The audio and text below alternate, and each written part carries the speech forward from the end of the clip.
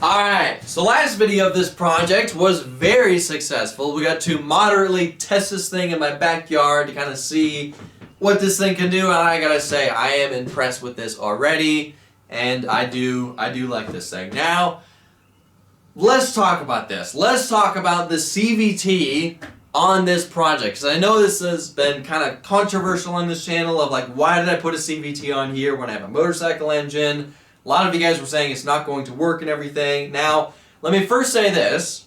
I do like it. I do like this setup, and I do think on a different project, this setup would work amazing. But for this project, I need, because this is a rock crawler, I need a lot better control over the clutch that I can't really have that with the CVT. On here, these CVTs are more just kind of on and off with the engagement of the clutch, and I need a lot finer and better control over the clutch on this thing. So I do plan on removing this and replacing this with a chain and sprockets. So, and I know that doing this is opening myself up to a ton of "I told you so" comments. So bring them on. Let's see them. Let's see your best "I told you so" comments. Now, if you guys remember, this project started out as a rock bouncer. I was trying to build a rock bouncer, but due to poor planning on my part, and buying the wrong shocks and having the wrong kind of suspension geometry, I kind of realized halfway through building this thing, this thing's going to suck as a rock bouncer, and it's going to perform a lot better as a rock crawler. That's when I came up with the decision to just start calling this thing a rock crawler and pretend like that was the original plan all along. And I put the CVT on here when I was trying to build a rock bouncer, because if you watch rock bouncing, you would know that those machines are full throttle all the time. And I was trying to figure out, how can I have that with a motorcycle engine where I have a manual clutch and gears? That's when I came up with, let's just put a CVT on here. This gearbox is already set up to have a secondary on here. Let's just put a primary on a jack shaft. That way, I can stick the engine in like 5th to 6th gear, mash the throttle down, and have all the power from the engine instantly go to the rear tires, or instantly go to the tires. So therefore, I can rock bounce this thing and not have to worry about manual clutch and gears. I know I kind of really haven't explained this that well in these videos. I explained it once, I think. I just don't want to. I don't want to explain it in every single video. But now that this thing is a rock crawler, and now that we've tested it and I have seen that it works, I do plan on removing this and replacing it with a chain and sprockets. Now, I was planning on leaving this on here for a little bit longer. I wanted to tune the primary to get it to engage at a much lower RPM, because I wanted to tune it and get it to work a little bit better. I wanted to take this thing off-roading with the CVT on here first before removing it, but I am trying to get this vehicle ready for an event that is coming up, and this thing's nowhere near ready, nor is the other two or three vehicles that I plan on bringing, so I'm kind of running out of time with trying to get this vehicle ready for this event. So I need to remove the CVT on here, replace it with chain and sprockets, so therefore I can get to the other things I want to change on here to try to get this vehicle ready for this event. So, but yeah, I did want to try and tune this thing to get it to work a little bit better, because I do know that I can simply get it to engage at a lot lower of an RPM by simply just changing the weights and changing the spring rates, and I wanted to do that, but we are running out of time with this project. So let's simply just take the CVT off here and replace it with a chain and sprockets.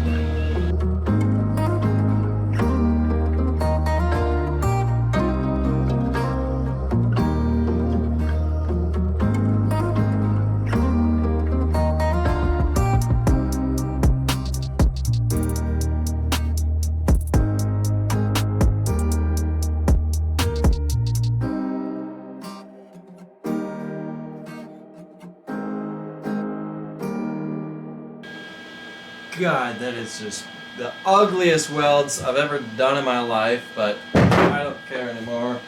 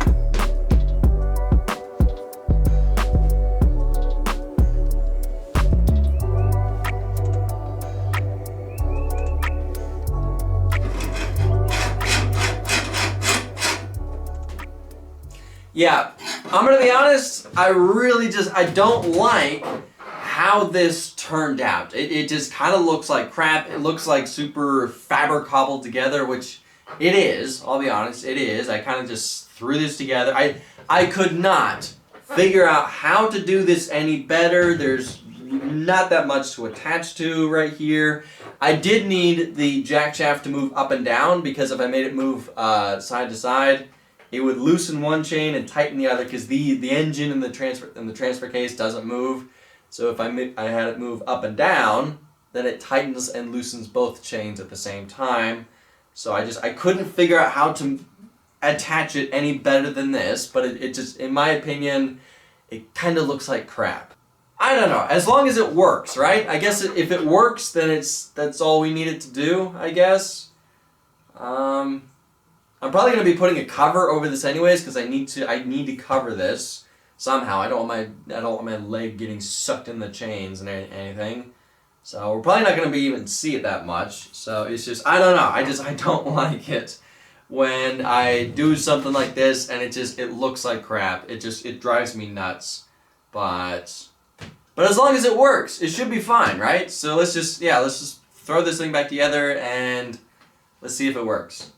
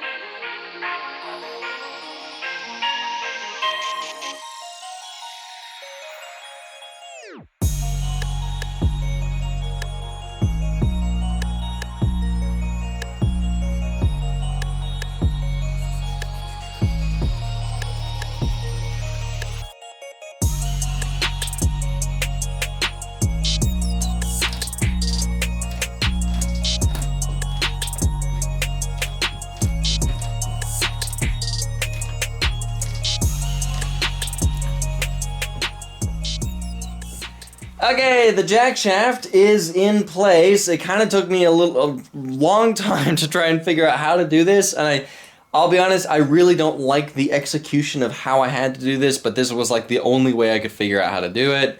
And it's just, I don't like these square plates. They just kind of look square, and then, I don't know, it just kind of looks like fabric cobbled together, and it is, but I couldn't figure out any better way to do this, and it does work, which is, it's what we need it to. As long as it works, it should be fine. This is not geared 1-to-1. These two sprockets are 17 tooth, so that's actually geared 1-to-1.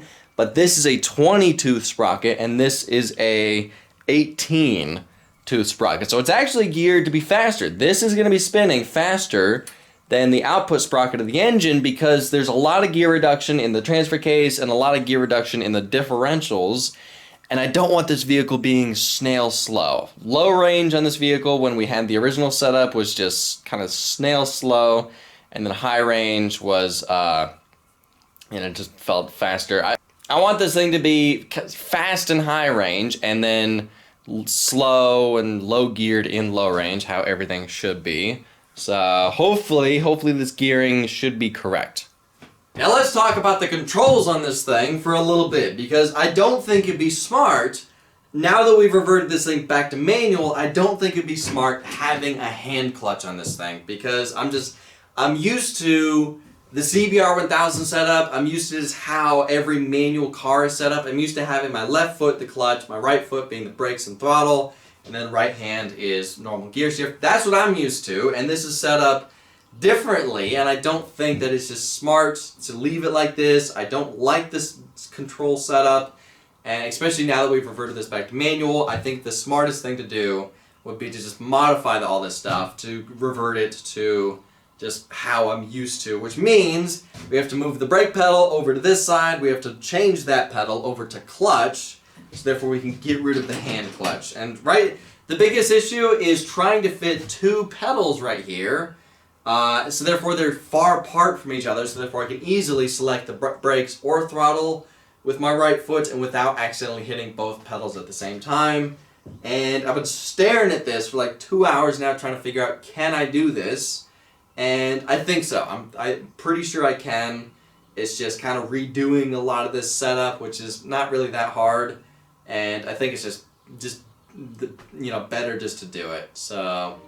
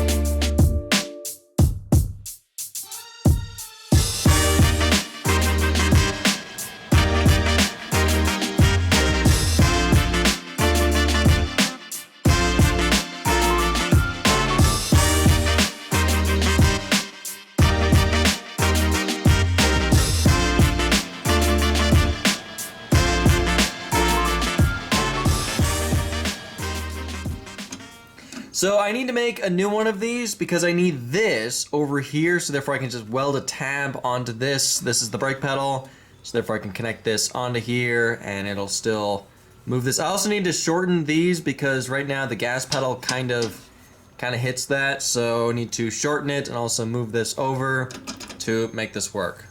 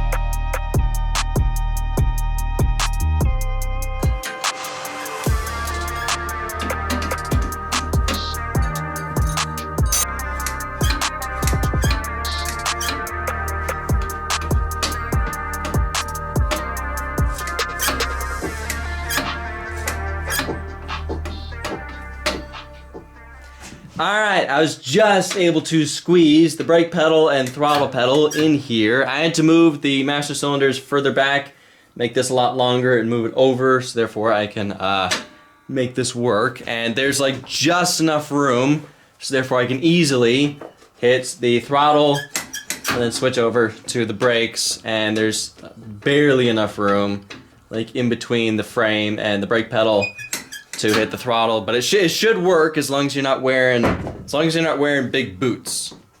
Alright, so next let's work on the clutch pedal. Now I was considering kind of converting this to hydraulic because this originally was had master cylinders right here, but after looking at it, I think it's just going to be a little easier just keeping it cable driven. So let's just figure out how to attach a cable to this.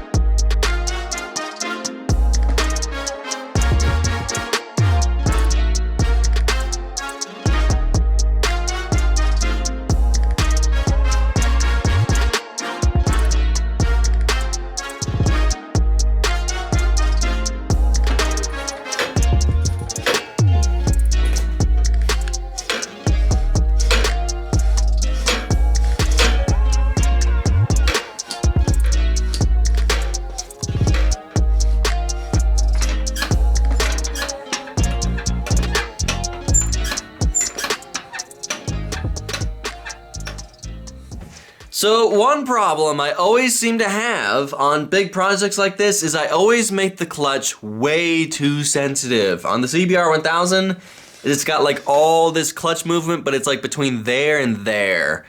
It's got like, half an inch of movement on the pedal between engaged, disengaged, engaged, disengaged.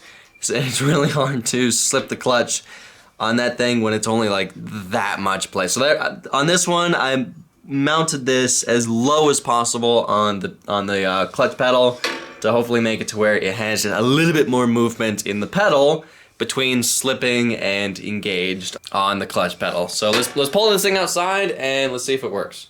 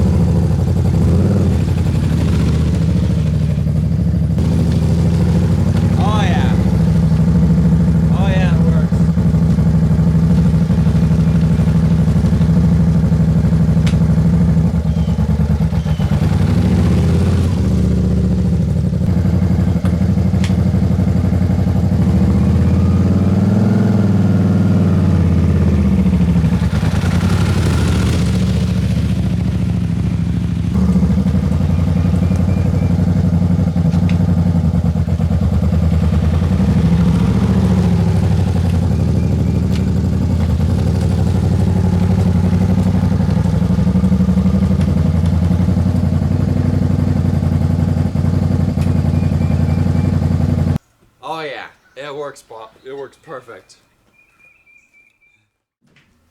Yeah, I'm really glad I did this modification with the pedals because it's so much more intuitive now to drive this thing. Before it was like, I don't know, I didn't like the hand clutch. I didn't like having brakes where I'm used to having a clutch, and I don't like having only throttle where I'm used to having brakes and throttle. So I'm really glad I did this. Now, the clutch is working awesome. It's there's plenty of movement between fully disengaged and fully engaged, which is awesome. I can easily slip the clutch on this, which I really need to do the same modification to the CBR 1000 because that clutch is way too sensitive on that vehicle. I try to get used to it, but I just don't like how it is on that vehicle. Now, This is not everything that I need to do to get this thing ready for Durham Town, but I'm kind of running out of time. This video is going to be a bit short because I'm actually leaving for family vacation for a week, and when I get back, I have 2 weeks to get to finish this thing, getting ready for Durham Town, as well as I need to get the CBR 1000 ready, as well as a couple other vehicles that I'm bringing. So again, I'm a little bummed that we had to remove the CVT so early, because I did want to leave it on for a little bit longer. I wanted to tune it, I wanted to perfect it, try to get it to work a little bit better before just ripping it out, but I didn't want to have the CVT on here for Durham Town, but so that's why I decided to just, you know, remove it now. And I may want to try that setup again on a different vehicle in the future, but like I said, this vehicle, for being a rock crawler, we need crawling, we need slow speeds, I need really fine control over the clutch and everything, and having a CVT, I don't think I could have had that, you know, with this setup. So that's why I just decided to remove it. So anyway, guys, that's going to be it for this video. Thank y'all for watching. I'll see ya in the next video. Time, and I've been looking at this, and I think I can do this. I think there's enough room in here, so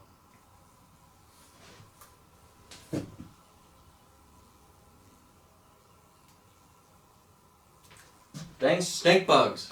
These things are get out of here. Yes, I killed it. Alright, it's a stink bug. I hate these things. They're everywhere in here. They're all in my house. My house is invaded by stink bugs. I hate them. So yes, I did kill them.